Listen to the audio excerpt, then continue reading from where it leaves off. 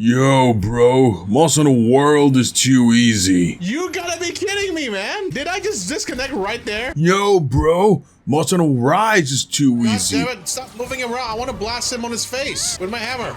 Stop it. Grow up. No, bro, Moss on the Wilds is too easy. By the way, Spartan, have you seen this guy smile?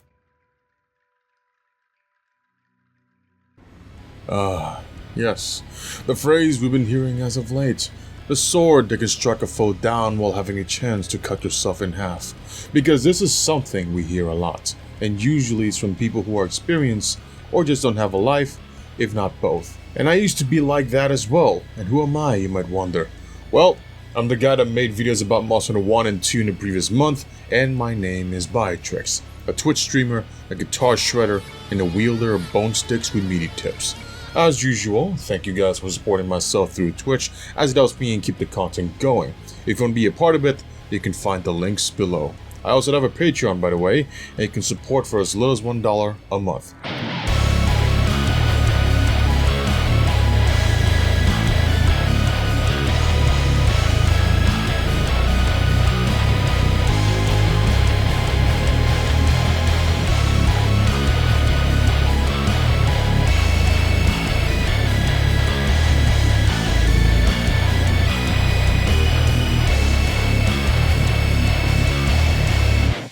Alright, Monster Hunter Wilds. Was it fun? Was it easy? Was it challenging? Was it good? Bad? Ugly? And for all those questions, I will simply just say, yes.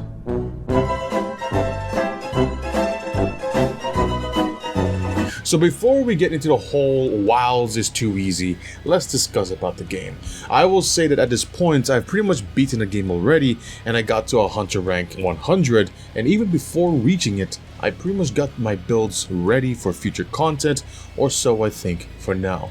Now before I shill all over the game, I will give you a disclaimer that I've been a fan of the series for 20 years. Doesn't mean I'm a speedrunner that kills things in 2 minutes, but rather as someone who is passionate and appreciative of how the games have performed and improved over the years. So whatever I may say about this game, please do take in mind and take into account that there may be some bias. So my experience playing this game so far has been pretty great. I enjoyed playing on stream and off stream, and it is awesome that we're finally seeing how the series has grown over the, well, decades, and seeing the developers finally cooking the best storyline yet in the mainline series is pretty cool. I will say that there are a few bumps within the story and side quests, but overall the combat, the story, and even the endgame content as of today has been pretty fun. Now, this is the part where I might slide into spoiler territory, so skip to this timestamp if you want to keep yourself spoiler free, and we'll start the spoiler stuff in 10, 7, 5, 2, 1. So some of you folks may be familiar with the Equal Dragon Weapon or the Wyvern Machine Soldier, or as we like to call it, the Equal Dragon Machine. Now, what is the Equal Dragon Machine? I don't know. Maybe you should ask the guy that's riding the motorcycle outside my room right now. It is essentially a creature or creatures that were Frankenstein by the ancient civilization, and by doing so, they used the strongest body parts of their experimental dragon and wyvern subjects in order to make them. And with that, the ancient civilization would have had to sacrifice hundreds of their subjects just to create one.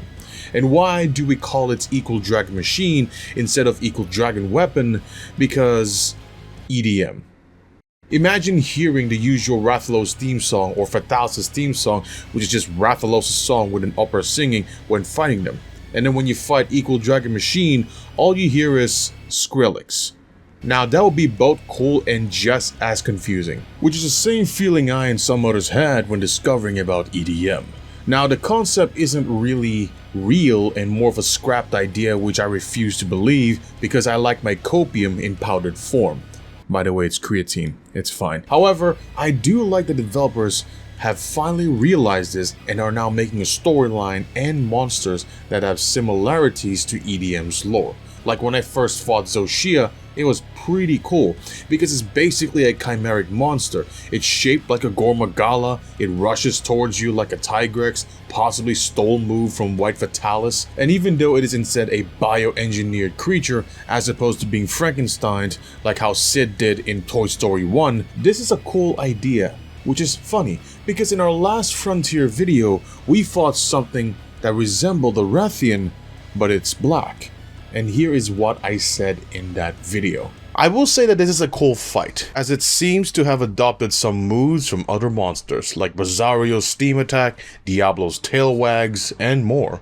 It even learned Hyper Beam from Pokemon. I can see this becoming a thing in future Monster Hunter games, and I don't mean this exact creature, but rather the idea of monsters adopting moves from others. Or maybe an experimental chimeric monster equal Dragon Machine. Now I gotta be honest, at first I was fine with a child character and then got a bit annoyed, then finally settled to being neutral. And what I found annoying is the fact that he was super against a Guardian Arkveld, which almost got all of us and himself killed, and then later was on its side, which also got all of us and himself killed. But I get it, he's a child, he's indecisive. So all in all, I really wish the devs keep banking on this concept, as it would really give them their creativity to make new monsters, even just by using the old ones. Like imagine if a creature looked like a Tigrex, but starts doing moves from Deviljho and so on. Or even just a unfathomable, chaotic looking beast that is a mishmash of different monsters into one. Or even just a Hydra construct creature with 5 heads, and one of them being Teostra, one of them being Gluonastra, and Camellia. So the combat is pretty fun, and knowing me, I'm likely to use the hammer, which I did, and in addition to that, a switch axe. Now if you're new to Monster Hunter, or at least new to this particular game, just keep in mind that usually in older Monster Hunter games, you are only allowed to bring one weapon when embarking onto a quest. This was changed until World and Rise because you could basically use every weapon given that you own them simply by going back to the camp and then changing them during the quest. However, in Wilds, you didn't have to do that all the time because you could bring 2 weapons at the same time because of your Seikrets, your mount. So instead of going back to the camp, you can always switch to your secondary weapon given that you're riding the mount. However, if you want to change beyond that, then you'll have to go back to the camp and switch it there. And in case you don't know, melee weapons have sharpness, and the more you hit the enemies, the more the sharpness reduces. And if you don't sharpen your weapon, then it will reach the point where your melee attacks will be deflected, which means less damage. So get your whetstones and keep your melee weapon sharpened, folks, is basically more damage. And the higher the colors of the sharpness, the more the damage as well. And you can sharpen on your mount as well, which is great because it allows you to move around and potentially dodging attacks instead of risking a hit. And the weapon combos. Oh boy. Even though I'm still using the same weapon 20 years after starting Monster Hunter, the combos in this game really made the weapons feel different. Almost like they're entirely new, as the developers definitely give you reasons to be way more aggressive as opposed to the older games. You see, if you watch any of my playthroughs of any of the older Monster Hunter games, you will see that I tend to walk around a lot and charge my hammer while being out of melee range before finally attacking. This is due to the limitations of the weapon moves back then, whereas now, with the heavy weapons, even like hammer, I could pretty much go all day long. Lots of spinning moves and even having a parry move. As for the switch axe, oh boy, is it really fun to pull off some of the big moves, like the stabby boom booms, followed by the boom boom spinny slash, only to activate paralysis onto the monster and then switching back to the hammer to do the spinny big bangs and the spinny boom booms, only to stun it. Oh my god, is it really satisfying? However, with this, really has made some form of division within the community, as hunts in the older games usually take around 10 to 20 minutes and sometimes even half an hour, while in Wilds, it's usually much less than that. And this brings us to the next topic. It is in regards to the phrase, game is too easy. Because like I said, this is something that could be seen as a double-edged sword. You see, after posting about Monster Hunter 1 and 2, there are some comments stating things like, "This is the true Monster Hunter experience, unlike now, the current games hold your hand too much. Back in my day, back problem." Are the new games really that easy? or are you just more experienced? Are the games really easy, or are they just better and improved and have better accessibility? Because I guarantee you that if you give Monster Hunter Wilds to someone that has never played a single Monster Hunter game, or games that have similarities, especially in combat and progression as to Monster Hunter, then most of them will likely struggle. They will likely fail. They will likely find something frustrating and mauled about it, just as you did when you first fought Tigrex, Plesioth, Rajang, just to name a few, when you first started. You are much more experienced and you are much more older than when you first started. Because at the time, you were just coming home from school, skipping your homework, likely not showering, and just went straight to sitting by the edge of your bed while playing Monster Hunter. Now, you're just older, and you still play Monster Hunter, but you're instead coming home from your job and paying taxes. Now, I'm not saying that the phrase game is too easy is only a bad thing, but it can be seen as both encouraging and misleading at the same time, because sometimes people hearing that phrase might make them feel like the game isn't challenging and therefore not worth their time. And with that being said, sometimes we just need to put out a little disclaimer as to why it is easy for us. So again, I've been a fan of the series for 20 years. Doesn't mean I'm a Team Darkside level speedrunner, but rather as someone who is passionate and appreciative of how the games have performed and improved over the years. So is Monster Hunter Wilds, for me, easy? Yes. It didn't matter whether I was playing an old Monster Hunter game where you'd flex your muscles after consuming an item, or the loading screens between areas, or had to latch myself into a monster's face with a clutch claw, or sling around with the wire bug to successfully dodge a move, or successfully did a parry move in the newer game. I had experience. Heck, I even played games that were Monster Hunter that helped me get better at Monster Hunter. The game is huge, the game is beautiful, and it will only be more of that as time passes, and sometimes we just have to remind ourselves that people just like to rage bait. Now, I know that the game is unplayable to many and still needs fixing, however, do keep in mind that it's at its worst and it will only get better over time. It's not like the older games where they pretty much stay the same. Like, honestly, do you really miss using your right analog stick to attack? No. You missed 2004. People like to say that there's no content in Wilds anymore. Yes, because times have changed. People have changed. We're at the age where video games are pretty much mostly, if not all, our live service, meaning that the developers slowly add more content over time. And now, they're watching us, scouring, learning how we play the game, because soon, they're gonna bring something to challenge all of us. It is honestly sad when people try to gatekeep something they love because they think it will make their passion better, but in reality, it has only shown to make it worse. And I'm guilty of this as well. I've made fun of people for starting from the 3rd generation games and onwards. And doing all of that only hurts the series, and potentially, it hurts the community. Having your opinion for a video game is not bad. We all started somewhere. We struggled. And just because you overcome your struggles before someone else doesn't give you the right to criticize their struggles. And as cliche as it may sound, if you had fun playing any game, then that's really all that matters. Speak to those who are having fun. Play the game with them. And I guarantee you that you'll be only having more fun over time. Plus, it's only a game.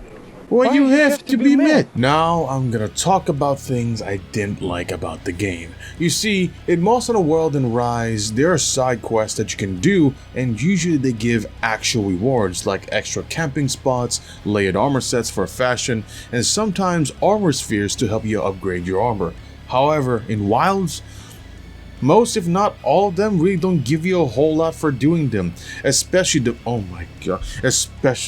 fishing quests. The side quest that has you fish for certain fishes, because there's one that has you get a grand escunite, which are very rare by the way, which also took me 2 hours because apparently catching them with a capture net doesn't count, and I've been doing that for 1 hour, right? So I had to wait for another hour and actually catch it with a fishing rod. And you know what the worst part is? The quest giver didn't even want it. Because I need one to catch myself. Shut up. And the rewards themselves were some fish and body parts from weak monsters. Like I could do that myself. I was hoping to maybe give some mega demon drugs or mega armor skins, which are items that temporarily increase your attack or defense. You know, actually good stuff. But nope, all she gave were trash.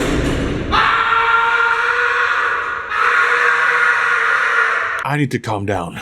The other one that I would definitely say is a minus is the fact that armor spheres they feel quite scarce in comparison to the older games. Now I know in Monster Hunter World and Rise you can do side quests for the armor spheres to upgrade your armor, which with all honesty they do spoil you with that. However, I wasn't expecting for them to be scarce. Now we talk about the fun parts, the end game. And like I said, I've already essentially finished the game. Not only story-wise either, because I'm at the point of farming the strongest monsters that the game has to offer currently. I'm at the point of min-maxing my build, molding at bad RNG with Artian weapons and decoration farming and so on. Because again, this is basically a live service game, and now the devs are watching us play in order to help them plan for the next cooking session. So I highly advise you to figure out what style you want to play, build craft around that idea, and wait for what's to come. And also, you pretty much might as well also stock on items and such. Like, I've not used a single armor skin or demon drug throughout my entire playthrough because I didn't seem to need them as of now, which only tells me that I'll likely be needing them in the future. And just in case you're wondering, Artian weapons are basically endgame weapons that you craft depending on what parts you use, which in this case are called relics, that you could get by doing quests or investigations that give them as rewards, or you can meld them by using relic parts you don't need or any of these things. And by making them, you need to select up to 3 parts, given that you have them that is, and add them to the selection. Usually it is advised to use the same kind of element or status pieces, because if you use parts while each of them are different, you'll end up with a weapon that has no element or status power, essentially a raw powered weapon. And if you use 2 parts of the same kind of element or status, with one being different, you'll get according to what the majority is. However, it is still less than if you were to choose 3 of the same kinds, hence why I said it is highly advised to keep them all the same. And as for damage types, there are 2 kinds: attack, which is self-explanatory, and affinity, which is your critical strike chance. Other than that, there is the option to reinforce and dismantle your Artian weapon. Reinforcing the weapon basically means that you roll to see what kinds of additional modifiers you get by using these things, that you can either get by melding monster parts or just by simply farming them. And the modification choices are attack, affinity, sharpness, which increases the weapon's maximum sharpness, and element, which in this case increases the potency of the weapon's elemental or status power depending on what the weapon has. And by the way, the reinforcement process, it is all RNG based, so pray you get what you want. Dismantling, however, is basically refunding the materials you use to reinforce these weapons with, so that you could use it to reinforce another weapon. However, they don't refund the parts you use to create said weapons, and after doing so, the weapon is then removed. Decorations, they're basically jewelries that add additional abilities that you insert into your weapon or armor, given that they have the slots and according to the level of the slots. Brother editors here, just to keep you noted in regards to decorations. They are decorations that can only be equipped on weapons and some only on armor, so do keep that in mind. And as of now, decorations go up to level 3. And if you're wondering, yes, you can put lower level decorations onto a slot that's higher level than it, in addition to equal its level. So a level 2 slot can use level 2 decorations as well as level 1, but cannot use level 3 decorations. And you can farm for decorations by doing quests or investigations that reward them. And you can also meld them, however, it's only for level 1 and 2 decorations. And the questing system is pretty fun as well. So you could have your typical story mode quest that you do once, and most of them will be added as an optional quest. In addition to that, there are quests that are called investigations, and to get them, you basically open up your map, find whatever monsters that interest you, and then save them as investigations. And you're allowed to do them until you run out of charges on said investigation. So it is highly advised to save the monsters that give a good amount of relics or decorations, as they're the ones that will really help you get your stuff ready for endgame content. So if you're wondering what build I'm running, well, I have two. The first one is more of the standard hunting builds, and my main weapons are hammer and switch axe. My hammer is typically high raw power with little affinity, which is what I want because I like consistent damage and I like control. Currently, it's a blast weapon, meaning that when you hit the monster enough times, it will activate the blast, which deals additional damage and staggering the monster in the process. You see, hammer is great for stunning monsters, and with that, all you need to do is hit the face. Because it doesn't matter what the weaknesses of each monsters are, because all of them have the same weakness, and that is hammer to face. Because my hammer has pretty much the best decorations that improve stun power and also charging power. As for my secondary weapon, it is the switch axe, and it is a paralysis weapon, which is really fun.